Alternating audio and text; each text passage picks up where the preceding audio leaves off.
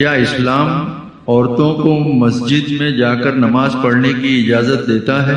اجازت تو یقیناً کوئی شخص بھی منسوخ نہیں کر سکتا، وہ حضور کی طرف سے اجازت تھی، لیکن یہ ہے کہ یہ حدیثیں موجود ہیں کہ عورت کی نماز اپنے گھر میں افضل ہے مسجد کی نماز سے۔ عورت کی گھر میں نماز افضل ہے، گھر کے صحن سے بہتر ہے دالان میں، دالان سے بہتر ہے کمرے میں، کمرے سے بہتر ہے اس کی کوٹھڑی میں جو سائیڈ میں کوئی ہو، اس لیے کہ عورت اسلام کے نزدیک مستور ہے، مستورات ہم کہتے ہیں، چھپا کر رکھی جانے والی چیز۔ یہ تعلیمات تو ہے، لیکن یہ کہ کوئی پابندی، کوئی اس کی حرمت جو ہے وہ میرے نزدیک ثابت نہیں ہے۔ کہ حضرت موسیٰ علیہ السلام کا آپ کو معلوم ہے کہ کوہ طور پر اللہ تعالیٰ سے ہم کلامی کا شرف حاصل کرتے تھے، گفتگو ہو رہی ہے لیکن اللہ نظر نہیں آ رہا۔ اب اس کو اپنے اوپر تاریخ کیجئے کہ صاف سامنے آتے بھی نہیں، صاف چھپتے بھی نہیں۔ یہ جو صورتحال تھی کہ اگر کسی کی آپ آواز سن رہے ہیں، کلام سن رہے ہیں، سامنے نہیں آ رہا، تو آپ کے دل میں خواہش پیدا ہوگی کہ ذرا سا یہ پردہ بھی اٹھا دیا جائے، مجھے دیدار بھی حاصل ہو جائے۔ لہذا سورہ اعراف میں ہے جب کئی بار یہ شرف ہم کلامی حاصل ہوا اللہ سے، تو حضرت موسیٰ علیہ السلام نے بڑی ہمت سے کام لیا، بڑی جرت کی درخواست کر دی، رب ارنی انظر الیک، یہ جو پردہ بیچ میں حائل کیا ہوا ہے پروردگار، تو میرا شوق دیکھ، میرا اشتیاق دیکھ، تو مجھے ذرا دیدار بھی عطا ہو جائے۔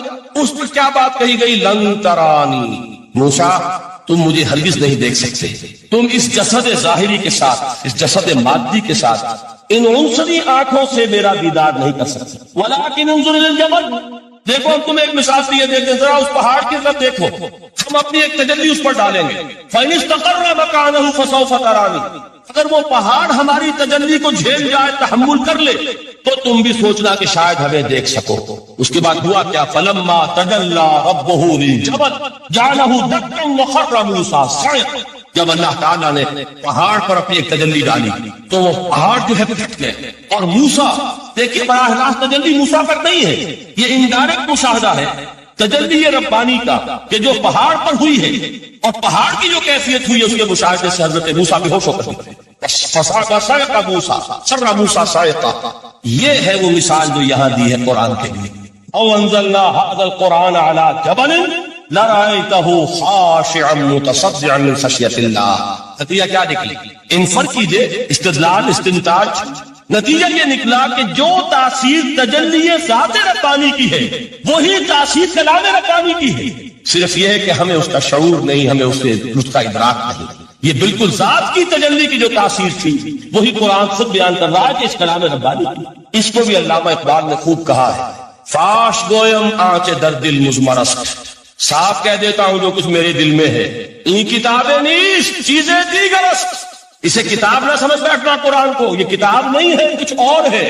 کچھ اور کیا ہے؟ مثل حق پنہاں ہم پیداستو، زندہ و پائندہ و گویاستو۔ یہ تو جیسے اللہ تعالیٰ کی ذات ہے، مثل حق، ذات حق سبحانہ و تعالیٰ کی طرح یہ زندہ ہے، پائندہ ہے۔ مثل حق، آئندہ و گویاستو، یہ جو ہے زندہ ہے، یہ متکلم ہے، کلام نہیں ہے۔ کل صفات ربانیہ جو ہے ظاہر اور باطن، مثل حق پنہا، ظاہر و پنہا، اور حی و قیوم جیسے اللہ کی ذات ہے، وہی صفات اس کلام کی۔ اور اس کے بعد وہ شعر آیا تھا جو میں پہلے سنا چکا ہوں، چوں بجاں در رفت جاں دیگر شب۔ جب یہ قرآن کسی انسان کے اندر سرایت کر جاتا ہے، اس کے دل پر نازل ہوتا ہے۔ دیکھیے یہ الفاظ آپ کو کہیں اور نہیں ملیں گے۔ میرے نزدیک جہاں علامہ اقبال اس دور میں قرآن کی عظمت کا سب سے بڑا ثبوت ہے، وہاں عظمت قرآنی کے سب سے زیادہ واقف اور اس کا سب سے زیادہ شعور رکھنے والے بھی علامہ اقبال۔ یہ الفاظ آپ کو کہیں نہیں مل سکیں گے کہ مثل حق پنہاں ہم پیداستو، زندہ و پائندہ و گویاستو، چوں بجاں در رفت جہاں دیگر شود، جہاں چو دیگر شد جہاں دیگر شود۔ جب یہ انسانوں کے اندر سرایت کر جاتا ہے، ان کے اندر ایک انقلاب آ جاتا ہے، اور یہ اندر کا انقلاب ہے جو ایک عالمی انقلاب کا پیش خیمہ بنتا ہے۔ آپ آرڈیننس کے ذریعے سے نمازیں پڑھوائیں گے تو پھر نماز وہی پڑھی جائے گی جو آفس ٹائم میں آئے گی، اس کی اور کیوں پڑھیں گے؟ وہ تو آرڈیننس کے ذریعے سے پڑھائی جا رہی ہے۔ اس کا حشر تو وہ ہوگا جو ہمارے ہاں دیکھا جا چکا ہے۔ اور اس وقت بھی اس زمانے میں نے یہ سنا ایک جگہ کہ کلاس 4 امپلائیز جو ہے، تو شروع میں جب آرڈیننس نافذ ہوا تھا ہمارے ہاں، تو دفتروں میں بڑا اہتمام ہوا، آفیسرز نے خاص طور پر بڑے اہتمام سے ظہر کی نماز پڑھنی شروع کی۔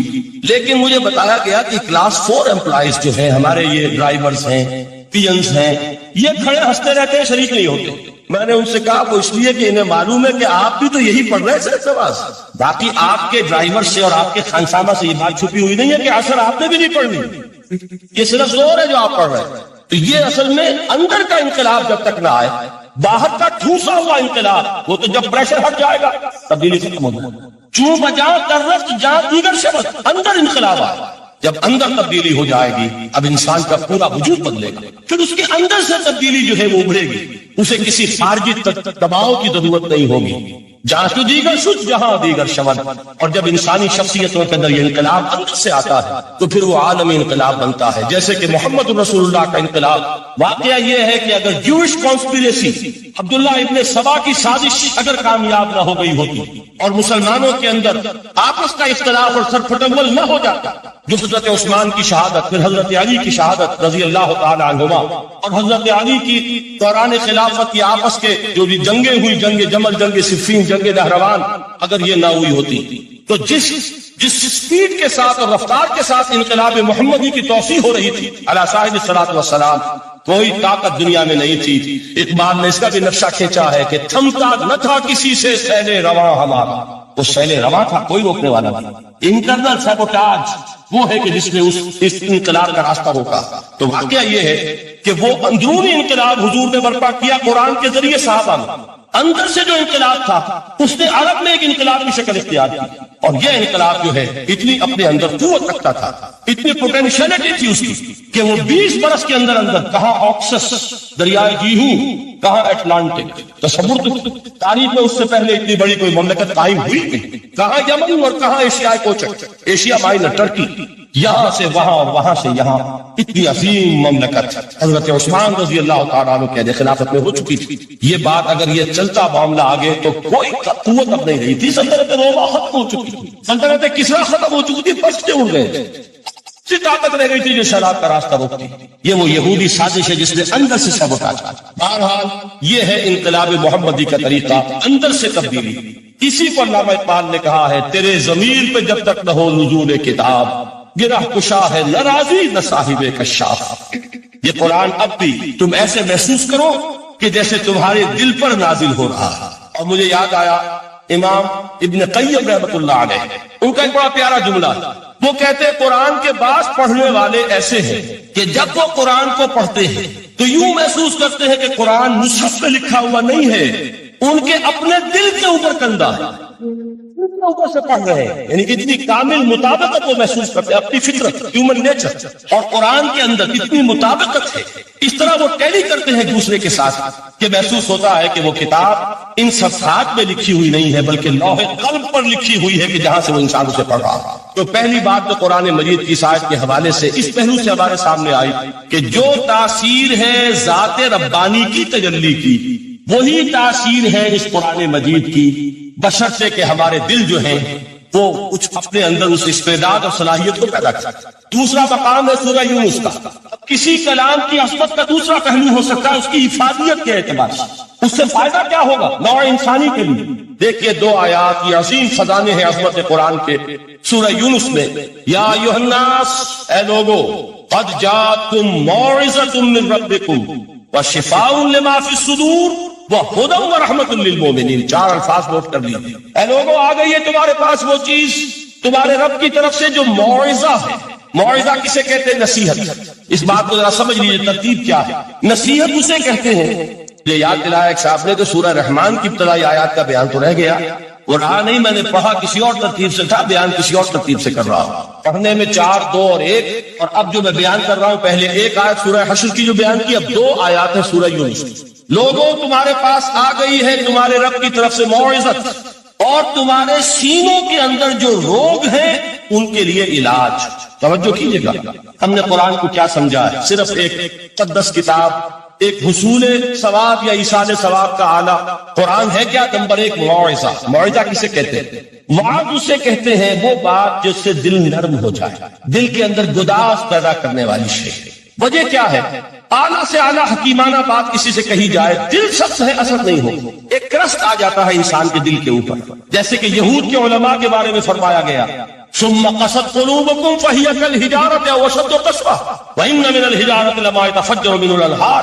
وَإِنَّ مِنْهَا لَمَا يَهْبِطُ مِنْ خَشْيَةِ اللَّهِ وَإِنَّ مِنْهَا لَمَا يَشَّقَّقُ فَيَخْرُجُ مِنْهُ الْمَاءُ. اے لوگوں پھر تمہارے دل سخت ہوتے چلے گئے، پھر وہ پتھروں کے مانند سخت ہو گئے، بلکہ ان سے بھی زیادہ سخت، اس لیے کہ پتھروں میں تو وہ بھی ہوتے ہیں کہ جو اللہ کے خوف سے گر جاتے ہیں، پتھروں میں وہ بھی ہوتے ہیں کہ جو اللہ کی خشیت سے پھٹ جاتے ہیں، ان میں سے پانی بہ نکلتا ہے۔ پتھر تو اس طرح کے ہیں، لیکن انسان کا دل جب سخت ہو جائے، جب پتھر بن جائے، تو کوئی شے دنیا کی اس کی سختی کا مقابلہ نہیں کر سکتی۔ پہلے اس سختی کو نرم کریں گے، جیسے زمین ہے چٹیل زمین، اس زمین کے اندر ہل چلے گا تو بارش جو ہے فائدہ دے گی، اس کو آپ زمین کو نرم کرتے ہیں تاکہ وہ بارش کو جذب کرے، ورنہ چٹیل زمین ہے سخت، وہ پانی بہ جائے گا اور وہ زمین کا جذب نہیں ہوگا۔ تو پہلا لفظ استعمال کیا موعظہ، یہ قرآن واعظ ہے، نصیحت ہے، دلوں کو نرم کرتا، دلوں پر جو گرفت آ گیا ہے سخت اسے توڑتا، اس میں ہل چلاتا ہے۔ پھر کیا کرتا ہے؟ پھر جب یہ جذب ہوتا ہے، شفاء لما فی الصدور، جو سینے کے روگ ہیں ان کے لیے شفا۔ اب آپ غور کیجئے گا، علامہ اقبال نے انہی دو اعتبارات سے مسلمانوں کا مرثیہ کہا کہ مسلمانوں نے اس قرآن کو نہ موعظہ کے لیے استعمال کیا اور نہ تزکیہ نفس کے لیے استعمال کیا، بلکہ اس کو تو صرف بنا لیا ہے وہ جان آسانی سے نکالنے کا نسخہ یا ایصال ثواب کا۔ چنانچہ کہتے ہیں واعظ کے لیے واعظ دستاں زن و افسانہ بند، واعظ جو ہے ہمارے داستانے کہتے ہیں تو ہر سے اون بلند، اس کے بیان میں معنی تو ہوتے ہیں بہت ہی گھٹیا نیچے کے، الفاظ کا شکو ہوتا ہے، الفاظ بہت اونچے ہوتے ہیں۔ از خطیب و دینمی گفتار با ضعیف و شاذ و مرسل کار، سارا بات و نصیحت ہو رہا ہے وہ ضعیف حدیثوں کے ذریعے سے، ضعیف روایات بخاری کی ہو، مسلم کی ہو، ترمذی کی ہو، ابن ماجہ کی ہو۔ کہا خطیب بغدادی اور دینمی وہ کتابیں کہ جن کی کوئی سند نہیں ہے، وہاں کی روایات کے ذریعے سے لوگوں کو تذکیر کرنے کی کوشش کر رہے ہیں۔ با ضعیف و شاذ و مرسل کار، ضعیف روایات، شاذ روایات، مرسل روایات جن کا سلسلہ روایت محمد رسول اللہ تک متصل نہیں ہے، اس کے ذریعے سے کر رہے ہیں۔ حالانکہ موعظہ، سب سے بڑا موعظہ یہ قرآن تھا۔ قرآن کہتا ہے خود فذکر بالقرآن من یخاف وعید، اے محمد صلی اللہ علیہ وسلم آپ اس قرآن کے ذریعے نصیحت کیجیے، یہ قرآن ہے جو دلوں کی سختی کو ختم کرے گا، گداز پیدا کرے گا۔ دوسری طرف علامہ اقبال کیا کہتے ہیں کہ جہاں تک ہمارے ہاں جو بھی تصوف کے معروف حلقے ہیں، صوفیاء حق کی بات نہیں کہہ رہا، وہاں قوالی ہو رہی ہوگی تو حال آ جائے گا۔ صوفیے پشمینہ پوشے حال مست، از شراب نغمہ قوال مست، قوال سے جو کچھ مل رہا ہے، حال آ رہا ہے، مستی آ رہی ہے، کیف اور سرور حاصل ہو گیا ہے۔ صوفی پشمینہ پوش حال مست، از شراب نغمہ قوال مست۔ لیکن یہ کہ اس کی محفل میں دردمی سعادت بقرآن محفلش، اس کی محفل میں قرآن کا کہیں گزر نہیں ہے۔ جبکہ محمد رسول اللہ صلی اللہ علیہ وسلم کی بھی ایک محفل ہوتی تھی، محفل سماع۔ وہ محفل سماع کیا تھی؟ حضور صحابہ سے فرمائش کر کے قرآن سنتے تھے۔ حضرت عبداللہ ابن مسعود رضی اللہ تعالیٰ عنہ کی روایت موجود ہے کہ مجھے ایک مرتبہ حکم دیا حضور نے کہ قرآن سناؤ۔ میں نے عرض کیا حضور آپ کو سناؤں؟ آپ پر تو نازل ہوا ہے۔ تو حضور نے فرمایا نہیں، مجھے کسی اور سے سن کر کچھ اور لطف حاصل ہوتا ہے۔ اب امتثال امر میں حضرت عبداللہ ابن مسعود رضی اللہ تعالیٰ عنہ نے سورہ نساء پڑھنی شروع کی۔ 41ویں آیت پر پہنچے، چشم تصور سے دیکھیے کہ حضور بھی تشریف فرما ہے، صحابہ کرام کی محفل ہے، اور صحابہ کیسے بیٹھا کرتے تھے ادب کے ساتھ۔ ایک روایت میں الفاظ آئے ایسے بیٹھتے تھے ساکت و صامت ہو کر، بالکل خاموش، سکون، ساکن اور ساکت و صامت، کہ جیسے ان کے سروں پر پرندے بیٹھے۔ شکر اصل میں ایک جذبہ ہے کہ جو کسی کے ساتھ اگر کسی نے خیر کیا ہو، بھلائی کی ہو، احسان کیا ہو، کسی تکلیف سے اس کو بچایا ہو، چھٹکارا دلایا ہو، تو ایک جذبہ پیدا ہوتا ہے انسان کے قلب کی گہرائی سے۔ اب اسے ہم جذبہ تشکر کہیں گے، جذبہ امتنان کہیں گے، یہ قلب کی گہرائی سے ابھرتا ہے اور پھر زبان پر بھی آتا ہے آپ کا شکریہ، میں آپ کا شکریہ ادا کروں۔ یہ شکر جو ہے در حقیقت یہ فطرت کی صحت کی علامت ہے۔ اگر فطرت صحیح ہے تو شکر لازماً ہوگا، اور اگر شکر نہیں ہے تو معلوم ہوا کہ فطرت مسخ ہو چکی۔ آپ کے ساتھ کسی نے بھلائی کی اور آپ کے اندر یہ جذبہ بھی پیدا نہیں ہوا۔ یہ تو حیوانات تک کے اندر، آپ کسی پیاسے جانور کے سامنے پانی رکھیے، کوئی بکری ہو، کوئی اور ہو، کوئی گائے ہو، پیاسا ہو، پدا ہوا ہے، وہ تو ادھر ادھر دوڑ کر اپنی پیاس پوری نہیں کر سکتا۔ بالٹی میں پانی رکھ دیجیے، وہ پی کر پھر وہ آنکھیں اٹھا کر آپ کو دیکھے گا۔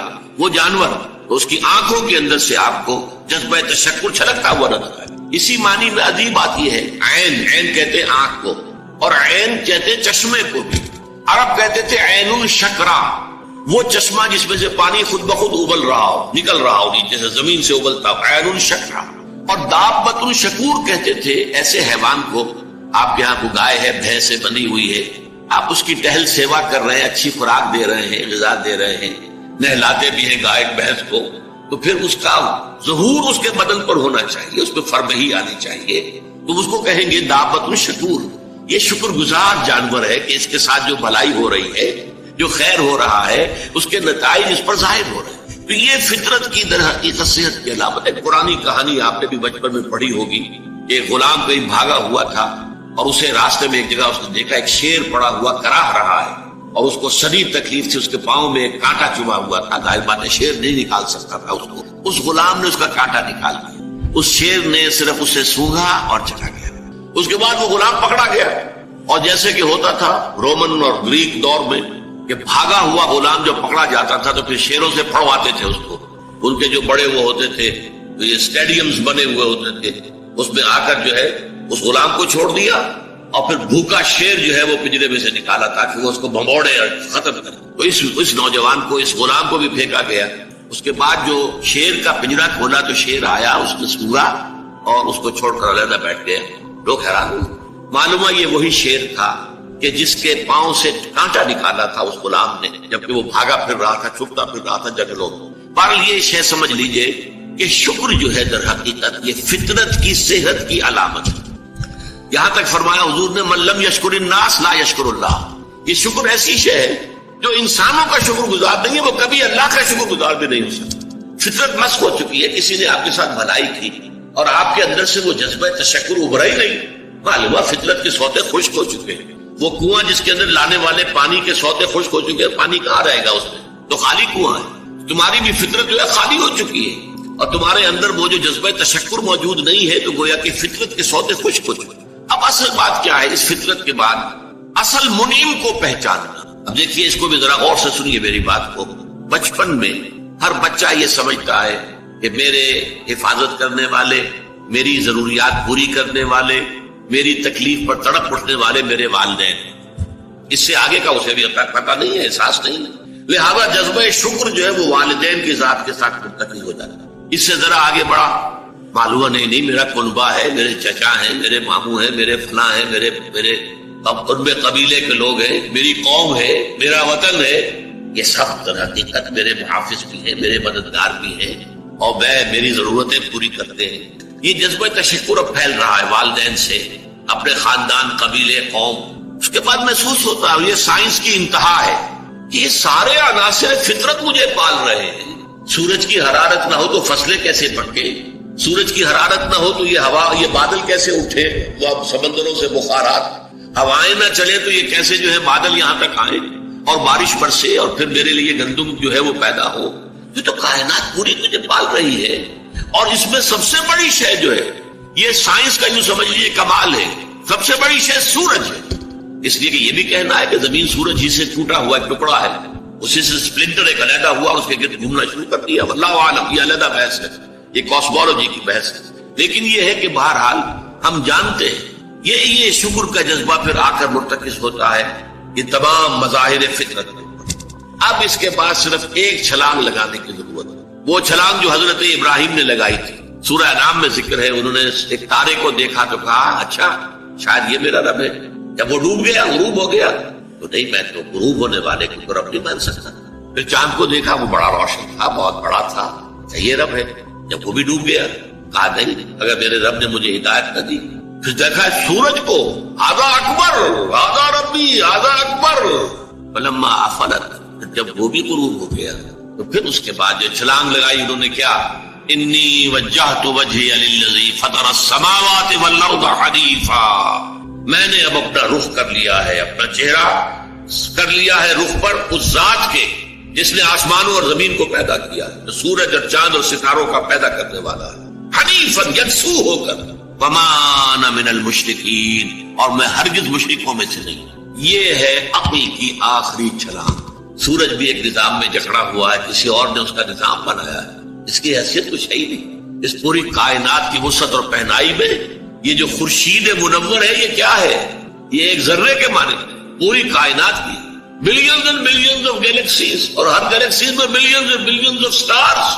अंदाजा तो कीजिए, उसकी वुसअत का कोई तसव्वुर मुमकिन है? इंसान को चक्कर आता है।